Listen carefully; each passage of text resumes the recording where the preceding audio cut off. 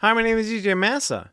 I'm definitely a fermentation guy. I love fermented drinks, fermented sausage, and fermented drinks. So last summer I decided to grow some Boston pickling cucumbers, mainly for the purpose of making some delicious pickles. I planted the seeds in late April in these weird egg carton things they sell in stores. By mid-May I planted the seedlings in my garden box. By June they were starting to blossom with these beautiful yellow flowers. And in July my garden box was bursting at the seams with more cucumbers than I knew what to do with. It's the dead of winter now, and I'm looking at the footage I shot in July, and it's making me long to garden again. You may know me as a meat-making machine, but I also love cultivating tomatoes, cucumbers, and asshole bees.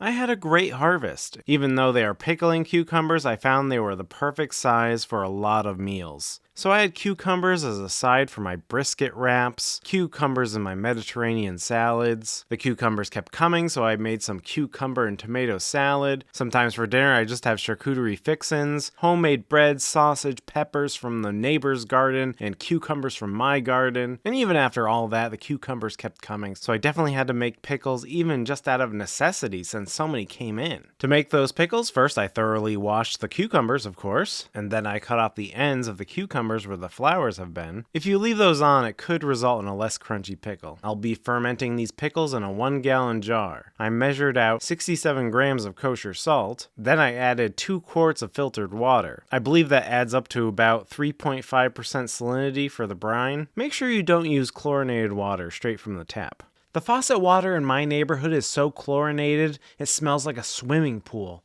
Not good for fermentation. I was a competitive swimmer for 18 years, and during that time, I never fermented. Now look at me. I haven't swam in years, and I'm aging beautifully, like a jar of sauerkraut. Gave the jar a good shake to dissolve all that salt. Now I added as many cucumbers as I could to fill up the jar. Packed them all in. I think it ended up being 5 pounds of cucumbers. I didn't write it down. Now for spices, I like a nice hot Italian pickle, because I'm a hot Italian pickle. So I added in 1 tablespoon of red pepper flakes, 1 tablespoon of black peppercorns, a few cloves of garlic, and a bunch of fresh dill. I was over a relative's house, and he happened to be growing some dill in his garden, and he happily gave me some. If I had some mustard seed, I'd probably add some. But I didn't, so I just shook up what I had and added some weights to keep the cucumbers submerged. Then finally put on the airlock to keep all the bugs out. These are my pickles, bugs. Stay away. Then it's off to my spooky basement to ferment. And the next day you can tell there's some activity going on. There's positive pressure in the airlock, so you know fermentation is happening. Now the weather was a bit warm that week, so it seemed like fermentation was going fast. So after 4 days I decided to check on the pickles. Now you can tell a lot has gone on because of that cloudy brine. Look how clear it was before. I fished one out, and it looks like a pickle to me. I cut it open, and you can see the middle looks more cucumbery, and the outer layer looks more pickly. Now I'll take you back to my past self, from the summer of 2021, to tell you how this pickle tastes. Wow. This is perfect. It's crisp. Ooh, it's got a good spice to it. Garlic is coming through, a nice refreshing dill underneath. I've never had anything like this. It's got the crisp crunch. I think these are done. Then after that, I put the jar in the fridge alongside my fermented dry sausage, and anytime I wanted, I had a pickle snack that summer.